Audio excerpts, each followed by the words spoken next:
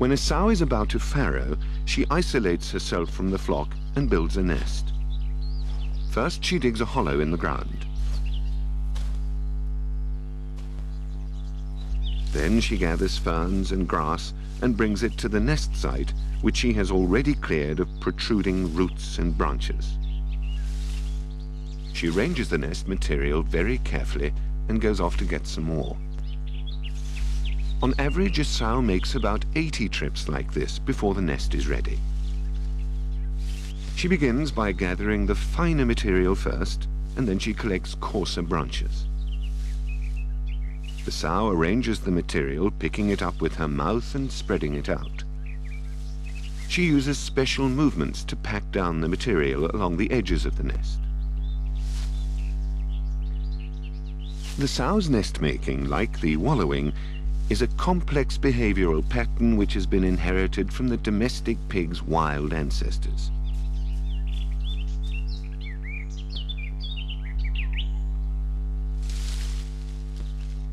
When it's finished, the nest is about 30 inches high and 6 feet in diameter. When she's ready to farrow, the sow crawls into the nest very slowly and carefully and lies there quietly and well hidden for several hours before farrowing begins. The labor pains start. It's springtime and several of the free-range sows are about to give birth. The whole process is very quiet and relaxed.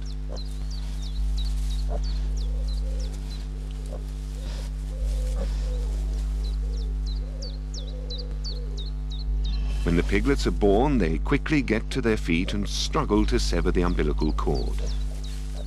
Instinctively, they find the shortest way to the teats. Very few take the long route around the sow's back. When they've found a teat, they test it cautiously. This instinctive reaction is extremely important. If the piglets do not get milk, they will soon die. And within the first 3 days, each piglet has chosen its own special teat, and it will fight to defend it. Almost from the moment the piglets are born, the sow and piglets sniff and nuzzle each other. This snout contact phase is important as it develops a family relationship, so the sow and piglets can recognize each other. For the first few days of their life, the piglets stay in the nest, and the sow only leaves them for a few minutes at a time, feeding on anything that she can find close to the nest. She doesn't even go to the feed trough for the first 9 days after farrowing. She's probably very hungry, but care for the piglets is more important. When the sow comes back to the nest after one of these short foraging trips, the sow and piglets carry out a complicated but very important ritual. It's important because it prevents the sow from lying down on her piglets. This ritual is particularly interesting to farmers because many piglets are lost when penned sows lie on their piglets in commercial piggeries. First, there is a little nose contact with the piglets that come out to meet the sow.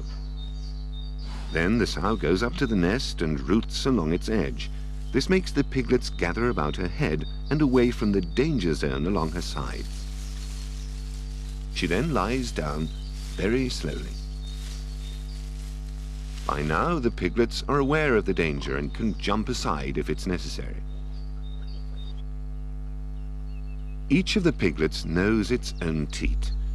You could say that each nest has its own established sucking order.